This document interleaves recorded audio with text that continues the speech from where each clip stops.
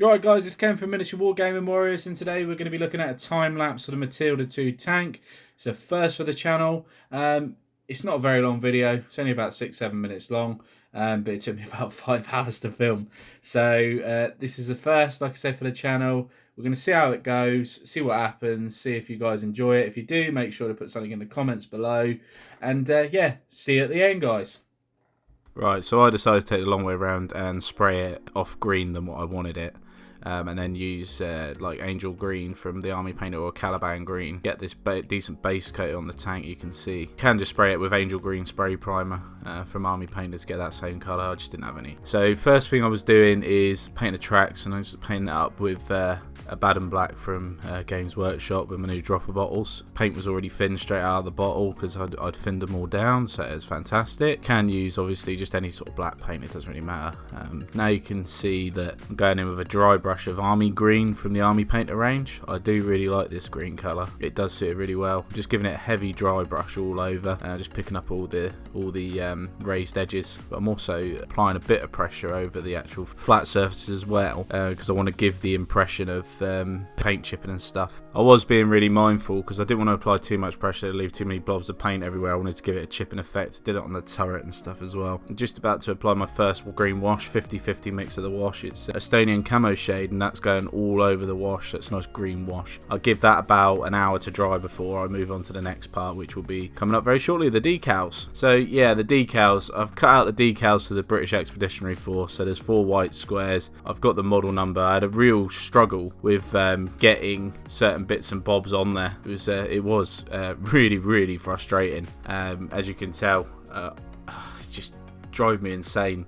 Decals, I really do enjoy putting them on, but they can be a nightmare. But I put a coat of hard coat on from Games Workshop because it helps it adhere to the surface. So after that, I apply the decals, let that dry for an hour, and then I put the medium over the top from Games Workshop as well, and let it dry for another hour before I do anything else. So what I'm doing now, I'm just picking out the bits of mist. So I've got matte black on the exhaust. I'm picking out the blue for the driver and the commander's viewing hatch. I'm also picking out the tools. They're going to be with a metal colour for the metal parts, so like lead belcher, and the brown part is going to be just a generic brown, I think, from Army Painter. What I'm going to be doing is I'm just picking out my second wash now, which is Known Oil. I'm going to give it a light wash, 50-50 wash all over the model, just to give it that dirty and grimy look, to start bringing the decals, so weathering wise, to get them all mucky so they don't look brand new. But I decided, like halfway through, like now, I thought, you know what, I'm going to make it look even more grimy, so when it starts to dry, I go back in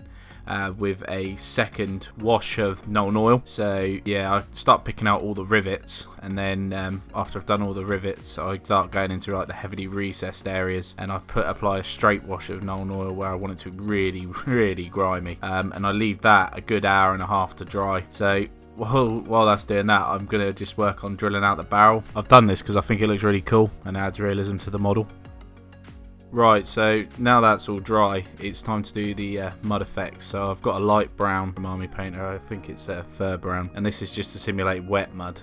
I'm getting that pretty much all over the lowest chassis of the model, where I think there's going to be mud splattering up. So I'm making sure to get round all the bottoms above the tracks. I'm putting odd bits on the top of the tanks. You know, people walking on the tank and stuff are going to cause mud splats and build up some mud. I'm doing it around the turret as well a little bit, but I am getting that brown like on the front there. I'm just trying to work it in just so to make it look natural, that it's built up over time.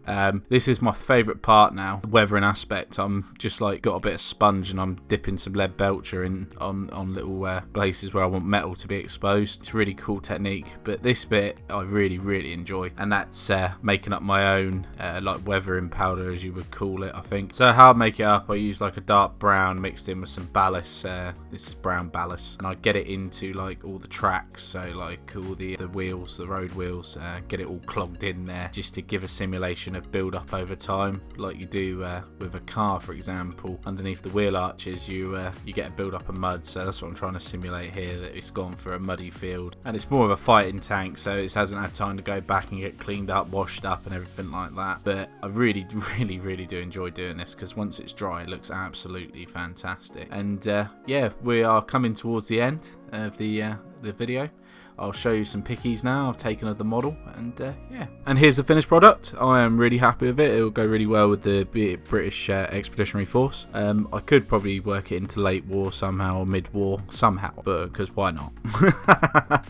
I know it's not historically accurate, but you know, it's bolt action. We're just here to have fun. I'm really enjoying the hobby at the minute, and yeah, I really did enjoy doing this video. So if you liked it, make sure to give it a like. Be sure to check out our Facebook and Patreon pages if you're interested in that sort of thing. And yeah, back to me in my studio. Right then guys, that was my first attempt at doing one of these time-lapse videos. If you enjoyed it, let me know in the comment section below. But until next time, thanks for watching, and enjoy your hobby.